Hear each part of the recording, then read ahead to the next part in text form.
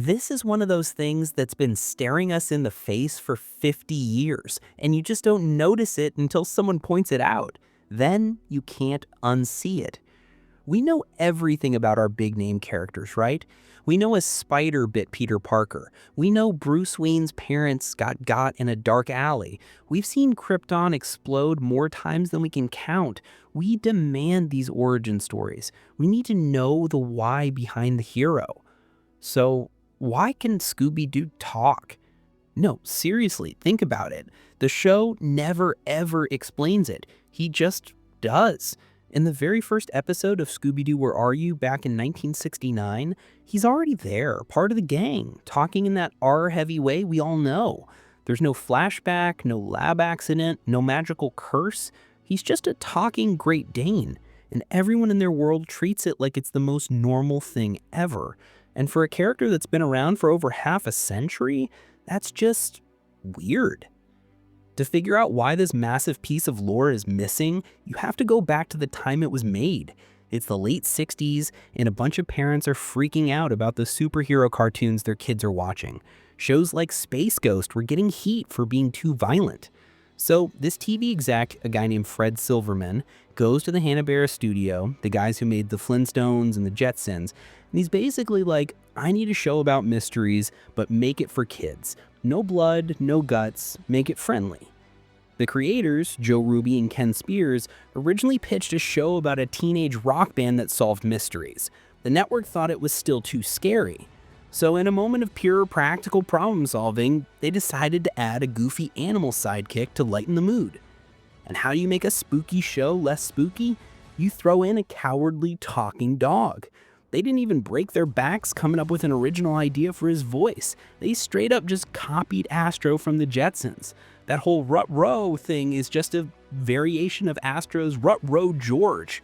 It wasn't some deep character choice, it was a quick and easy way to get a laugh. They needed a funny dog, and they made one. End of story. You gotta remember, this show was basically a factory. It was built to be a simple, repeatable loop that kids could tune into every week. Think about the formula. The gang shows up in the mystery machine, a ghost scares everyone, they split up, Shaggy and Scooby find food and the monster at the same time, chase scene, Fred builds a comically bad but somehow effective trap, and they unmask the bad guy who's always just some disgruntled real estate developer. Rinse and repeat.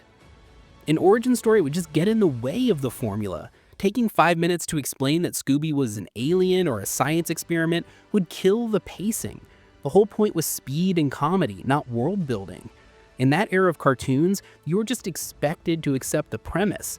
No one was asking for the backstory on Wile E. Coyote's beef with the Roadrunner. You just accepted it and enjoyed the ride. But here's where it gets crazy.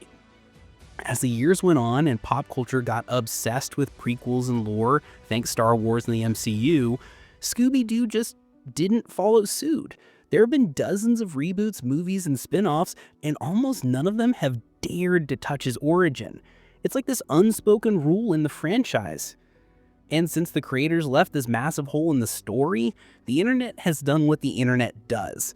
Filled it with some absolutely wild fan theories. My favorite one is that Scooby is a failed Soviet experiment. The idea is that during the Cold War, the Russians were trying to breed intelligent talking dogs for espionage, and Scooby was a puppy who escaped and somehow made his way to America.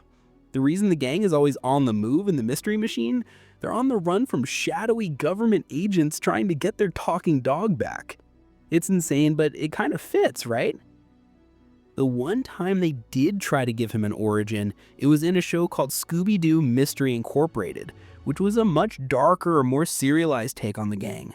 In that version, they went full-on ancient aliens with it. They revealed that Scooby was a descendant of these benevolent interdimensional spirit beings called the Anunnaki, and that his ability to talk was tied to this cosmic battle between good and evil.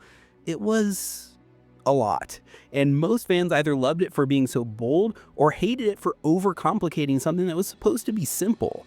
After that series ended, the franchise pretty much went back to pretending it never happened, leaving Scooby's origins a mystery again. And honestly, that's probably for the best. The fact that he has no official story is what makes him work. He doesn't need a logical explanation. He's just Scooby. He's the loyal friend who gets scared but will still run into a haunted house for you if you promise him a Scooby snack. By not explaining where he came from, he becomes timeless. He's not tied down by some sci-fi or fantasy plot that could feel dated in 10 years. And that's the genius of it, even if it was an accident.